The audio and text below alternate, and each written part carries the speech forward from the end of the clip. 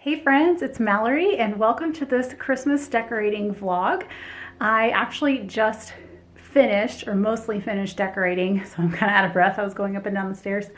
And I hope you guys enjoy this. I know a lot of people are putting out decor videos now, so if you have not decorated for Christmas yet, hopefully this can be some inspiration for you. So this was filmed over a span of several days, so you'll see me in different outfits. But if you are new here, welcome. Hit the subscribe button down below, and I'd love to have you as part of my YouTube family. All right, let's get to decorating.